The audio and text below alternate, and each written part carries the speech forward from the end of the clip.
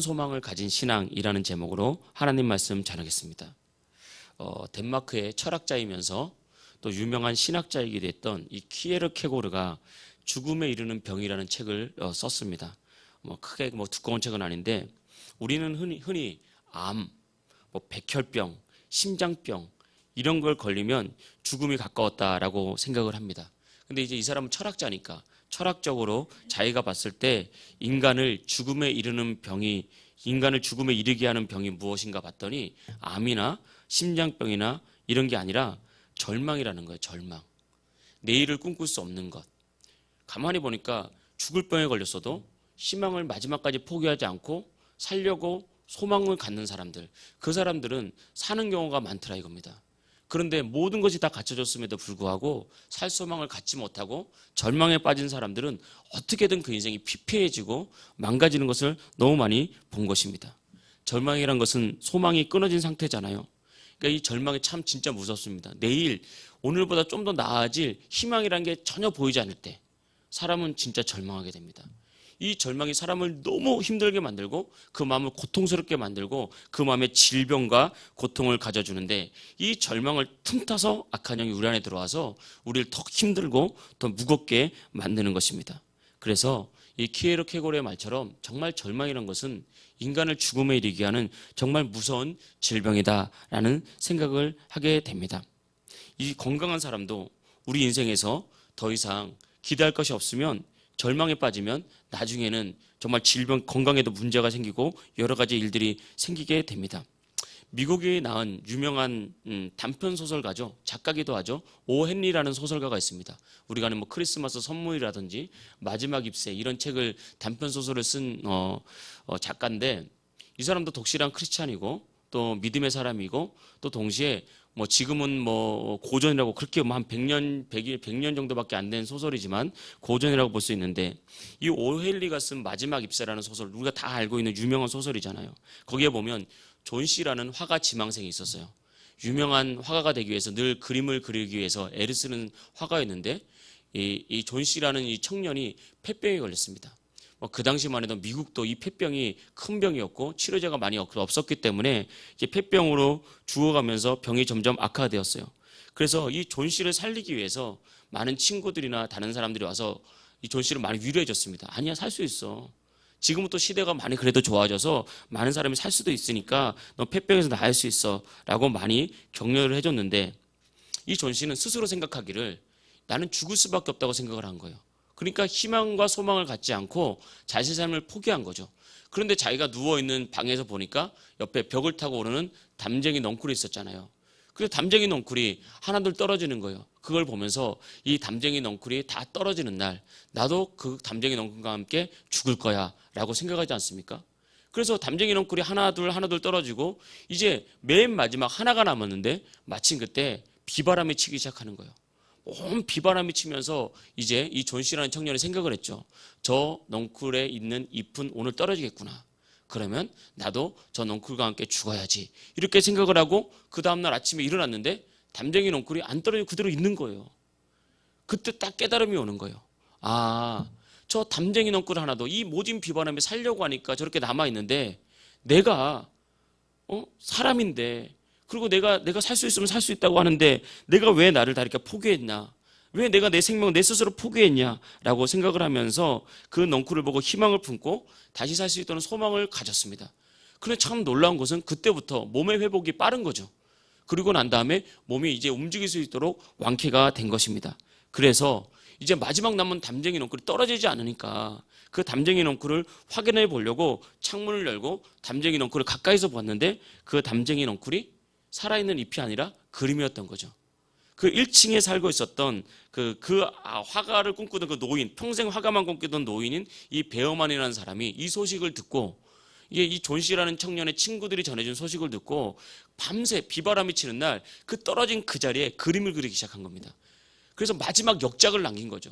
그러면서 그 그림을 딱 그렸는데 진짜 살아있는 듯한 생생한 잎을 보면 잎을 그린 거죠. 그러면서 이 존 씨라는 청년이 희망을 놓지 않고 그렇게 살아났다는 그런 소설입니다. 그러니까 절망은 죽음에 이르게 하지만 이런 소망은 생명을 낳는 기적을 만드는 거죠. 그러면서 키에르케고르는 자신의 죽음에 이르는 책에서 이렇게 말했습니다. 신학자이기도 하잖아요. 그 책에서 이제 답을 제시를 했는데 모든 인간은 끊을 수 없는 절망을 가지고 살아간다. 그런데 이 절망을 끊을 수 있는 유일한 방법은 하나님께 돌아가는 것이고 하나님께 연합하는 것이다 라고 그렇게 말했습니다. 이 놀라운 통찰력이 성경으로부터 나온 거거든요. 아담과 하와가 범죄함으로 하나님과의 관계가 끊어진 이후로 모든 인간은 절망 중에 태어나고 절망 중에 살아가다가 절망 중에 죽을 수밖에 없습니다. 그런데 하나님을 다시 만나는 순간 인간 안에 정말 우리를 살게 하는 소망이 나오는 것입니다. 이제 하나님의 은혜를 아는 이 지식으로부터 우리는 꿈꾸고 소망을 가질 수 있는 거죠. 오늘 읽은 이 베드로 전서는 베드로가 흩어진 그리스도인들에게 쓴 책인데 이 베드로 전서의 배경은 이 로마에서 그리고 전 세계에서 기독교를 가장 심하게 박해했던 네로 황제 시절에 이렇게 쓴 책입니다. 그러면서 이 전 세계가 이 로마가 전 세계를 지배하고 있을 때 그 네로 황제가 기독교인들 자신의 어떤 황제권을 유지하기 위해서 기독교인들을 핍박하면서 사자굴에 던져놓고 사지를 자르고 십자가를 세워놓고 불로 태워 죽이는 화형을 할 때 많은 그리스도인들이 두려워하면서 이 박해 가운데 신앙생활을 할 때 이 베드로 사도가 편지를 쓴 거예요. 편지를 쓰면서 너희들 진짜 이런 박해와 핍박이 있지만 우리가 가진 소망은 산소망이다.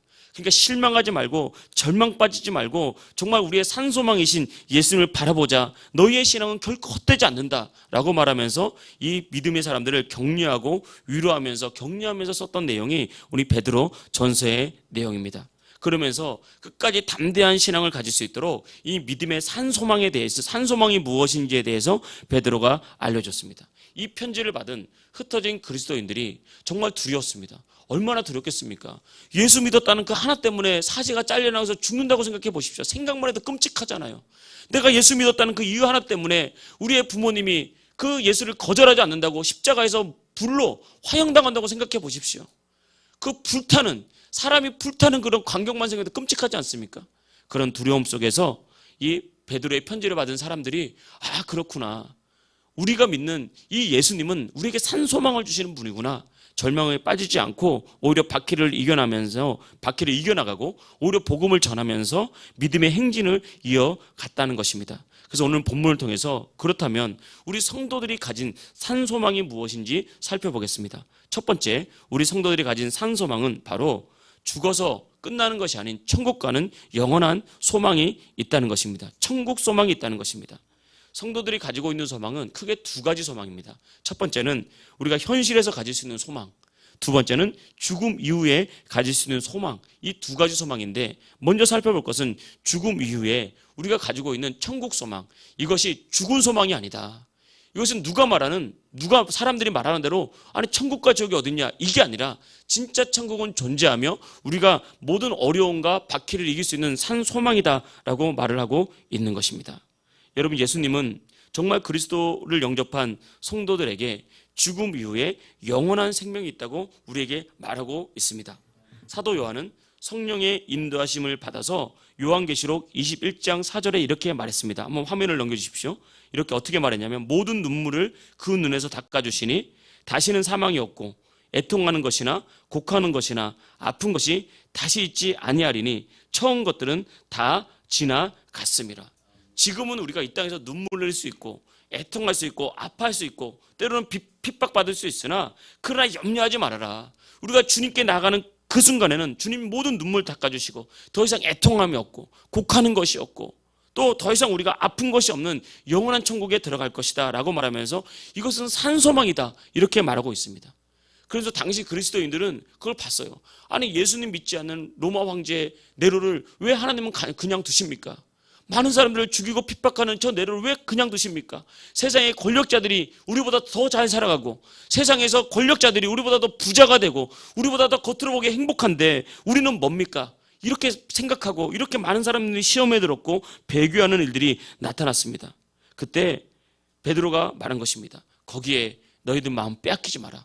이 세상은 잠깐이고 저 천국은 영원한 것인데 잠깐의 낙을 누리기 위해서 영원한 상급을 너희들이 잃어버리면 안 된다. 저 천국과 지옥은 정말 있는 곳이기 때문에 저 영원한 천국에서 너희들은 정말 하나님께 인정받고 칭찬받고 풍성한 열매로 살아갈 수 있다. 그때야말로 이것은 헛소망이 아니라 산소망이고 죽은 소망이 아니라 산소망이라는 것을 너희가 알게 될 것이다. 그렇게 위로하면서 처음 것들은 다 지나간다. 처음 것들은 우리가 육체의 생명을 입고 이 땅에 태어나서 우리가 누렸던 것들 다 지나간다. 잠시 잠깐이다. 그렇게 말하고 있습니다. 정말 그런 것 같습니다. 이 세상은 진짜 긴 것 같지만 하루하루 살아갈 때 너무 길고 힘든 것 같지만 긴 인생을 놓고 보면 잠시 잠깐이에요. 그래서 어른들이 하는 말이 다 똑같잖아요. 인생 짧다. 눈 한 번 감고 떠보니까 60 됐더라. 이런 말 어른들 많이 하지 않습니까? 진짜 이 땅의 삶이 그렇습니다. 긴 것 같고 다 누릴 것 같지만 아닙니다. 이때에서 때로는 우리가 박해를 당할 수도 있습니다. 주를 위해서 눈물을 흘릴 수 있습니다. 주님께 헌신하기 위해서 더 낮아질 수도 있습니다. 우리 속장 헌신 예배를 드리는데 우리 속장님들 뿐만 아니라 우리 모든 교인들이 주님을 섬기기 위해서 때로는 나의 성격도 내려놔야 되고 주님을 섬기기 위해서 내가 가진 생각도 내려놔야 되고 그럴 때마다 때로는 아픔을 경험할 수 있습니다. 그러나 그런 것들이 다 헛것이 아닙니다.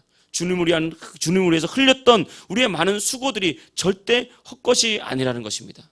저는 이런 천국 소망을 묵상할 때마다 너무너무 큰 위로가 되고 정말 큰 감동이 있습니다. 그리고 저를 정말 담대하게 만듭니다. 세상 사람들은 천국과 지옥이 어디 있냐고 말합니다. 우리의 생명이 끝나는 순간 그냥 다 끝이라고 말합니다. 그런데 우리는 알게 될 것입니다. 그들도 죽어보지 않았어요. 천국과 지옥이 없다고 말하는 사람도 죽어본 적이 없습니다. 그런데 우리가 하나님의 말씀이 진리라고 믿는 우리가 이 땅의 육체 생명이 다 끝나는 순간 드디어 우리는 알게 될 것입니다. 어떤 이는 천국으로, 어떤 이는 영원히 꺼지지 않는 지옥불로 떨어질 때 우리는 분명히 나의 소망이 헛된 것이 아니었구나. 천국은 정말 있었어. 지옥도 정말 있었어. 내가 품은 천국은 말로만 있는 것이 아니라 산소망이었어. 주님은 나에게 거짓말하지 않았어. 나는 영원히 빛나는 저 천국에서 주님과 함께 가장 행복한 모습으로 살아갈 거야. 이런 소망이 이루어지게 된다는 것입니다. 그래서 요한계시록 21장을 계속 읽어보면 천국이 어떤 것인지에 대해서 설명을 하고 있는데 요약해 보면 천국은 하나님의 영광이 너무너무 가득해서 더 이상 해나 달이 필요가 없는 것. 하나님의 영광이 너무 빛나서 해나 달이 필요 없을 정도로 아름다운 빛이 가득한 것이고요. 그 천국은 귀한 보석 같고 벽과 수정같이 맑은 곳. 그러니까 온 사방이 우리가 그렇게 꿈꾸던 그런 보석으로 가득한 곳. 성의 기초는 각색 보석으로 꾸몄고 12문은 12진주로 되어 있는 곳. 그러니까 우리가 상상할 수 없을 정도로 아름답고 행복만 가득하고 기쁨이 가득한 곳. 이것이 바로 천국이다라고 말을 하고 있습니다. 이건 정말 진짜인 것 같아요.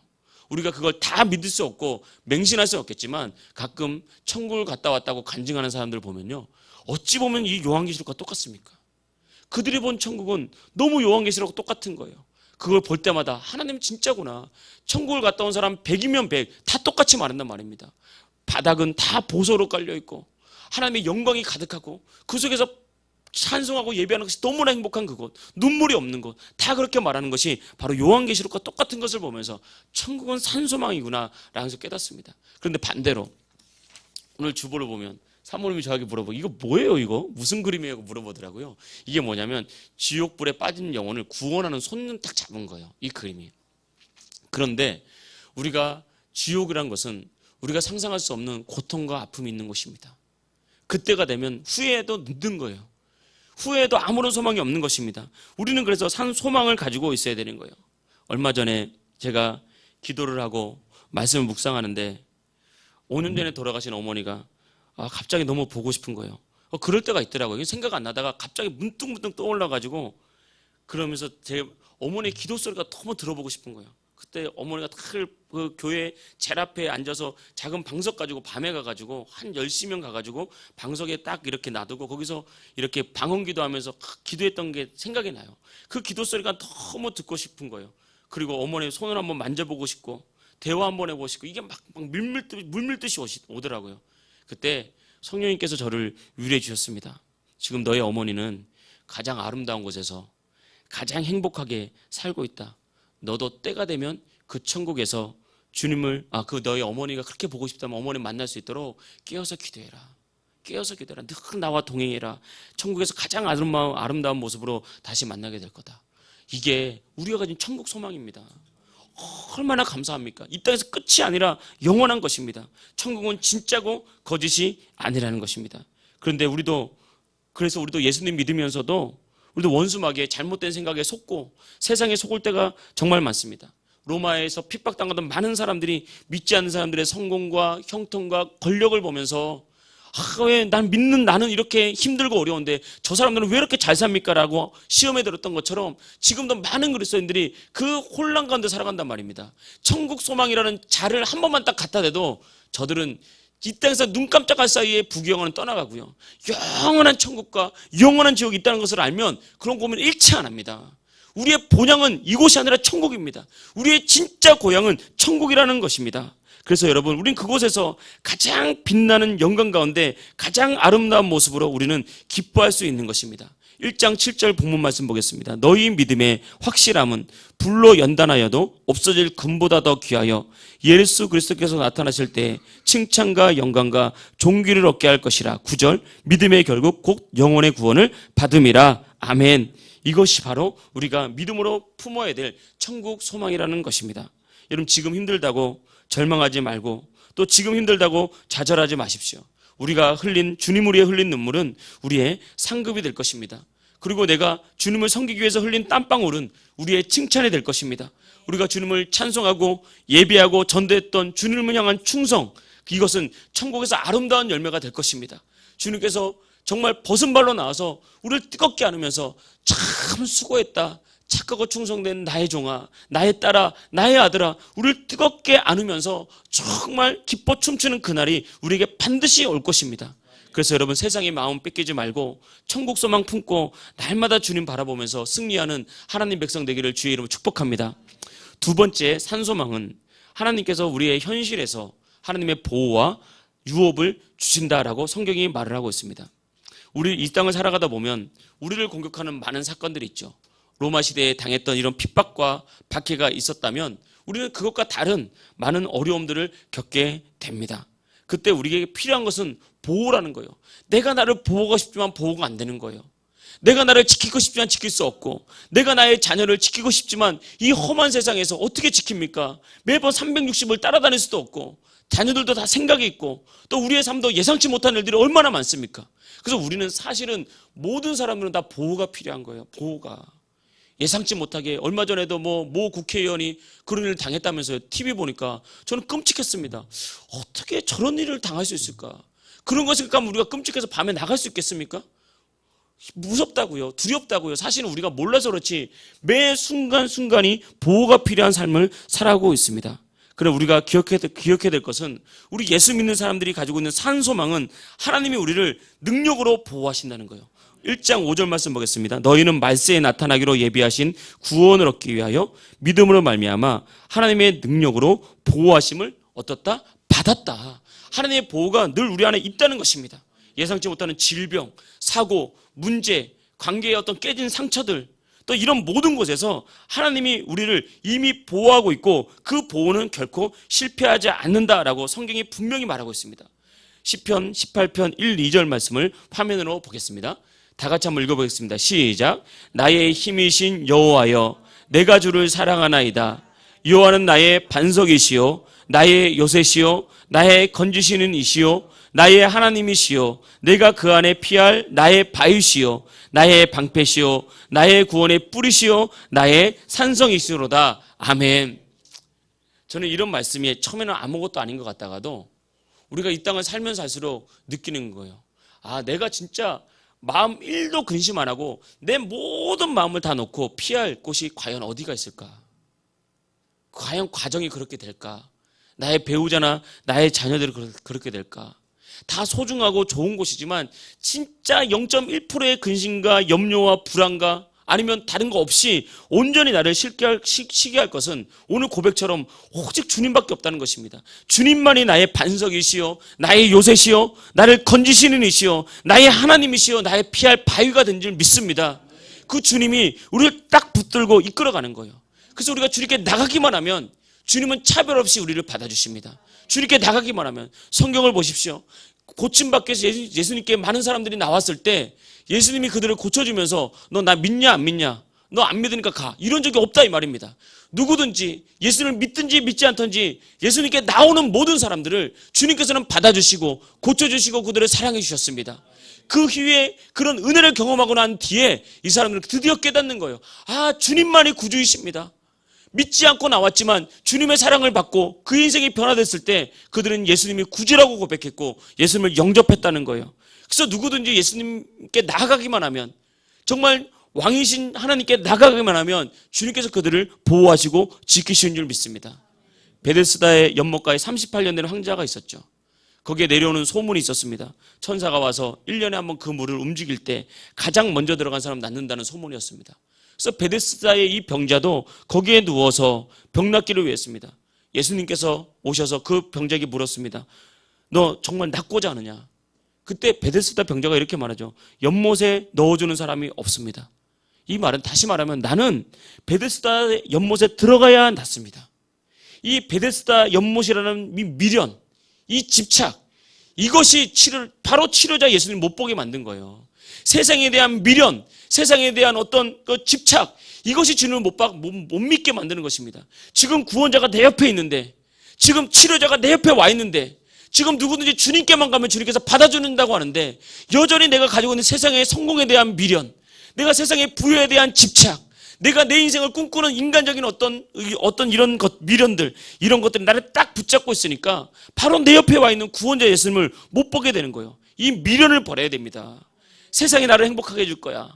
세상의 부여가 나를 되게 할 거야. 이 집착과 이 미련, 나는 육체가 건강하면 내 인생이 행복해질 거야.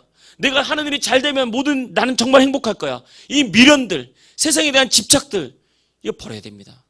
이게 왜 집착입니까? 내 힘으로 이룰 수 없는 거예요. 내가 할 수 없는 것에 대해서 마음을 계속해서 쏟는 것은 집착. 내가 할 수 있는 것에서 최선을 다하는 건 집중. 이게 집중과 집착이 이렇게 바뀌는 거예요. 근데 많은 사람들이 내가 할 수 없는 것을 가지고 내가 하려고 집착하면서 살아가는데, 모든 집착은 인생의 괴로움의 시작입니다. 내가 누군가를 변화시키려고 집착하는 거예요. 그건 집중이 아닙니다. 사람을 변화시킨 건 하나님의 영역이에요. 하나님의 영역. 우린 그를 사랑하고 성령의 감동에 따라서 그냥 기도해주고 그냥 어울려 살아가면 돼요. 그러면 하나님이 그 사람을 바꾸는 거예요. 근데 자꾸 바꾸려고 하면 집착이 되니까 거기서부터 괴로움이 생기는 거예요. 싸움이 생기고 다툼이 생기는 거예요. 그런데 하나님께 맡기는 거예요. 맡기는 거. 그때 하나님께서 우리에게 역사를 하신다는 것입니다. 여러분, 하나님은 정말 저와 여러분을 사랑하십니다. 그래서 더 우리에게 날마다 좋은 것을 주시기를 원하시고, 날마다 더 좋은 길로 인도하시기를 원하시고, 우리 행복한 길로 인도하시기를 원하십니다. 그래서 하나님은 강한 손과 펴신 팔로 우리를 보호한다고 이사야서에 말씀하고 있습니다.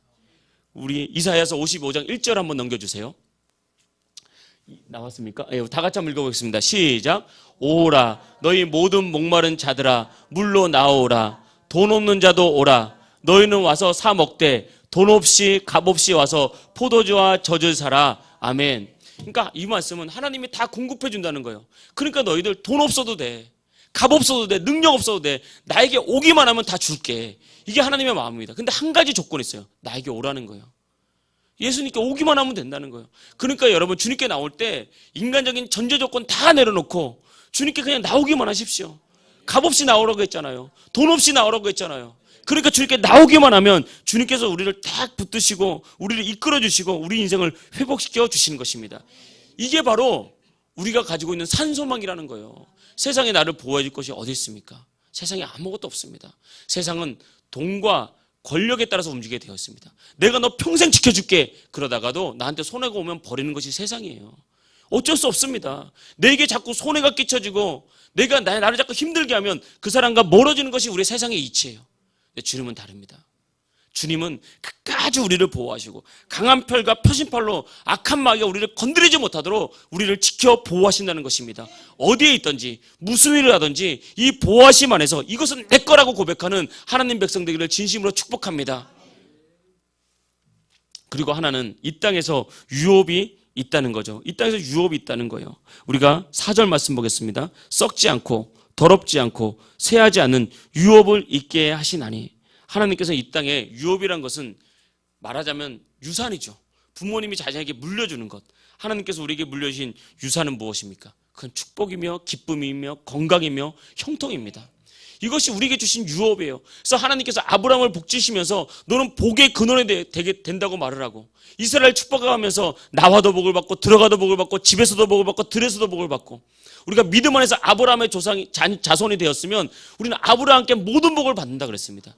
이것이 믿는 자의 유업이에요. 그래서 이 믿음 가지고 여러분 살아보십시오. 반드시 재정이 풀릴 줄 믿습니다. 건강이 풀릴 줄 믿습니다. 여러분 꿈이 이룰 줄 믿습니다. 여러분 마음에 하나님의 평안이 이룰 줄 믿습니다. 이것이 우리에게 주신 유업이라는 것입니다. 얼마나 감사합니까?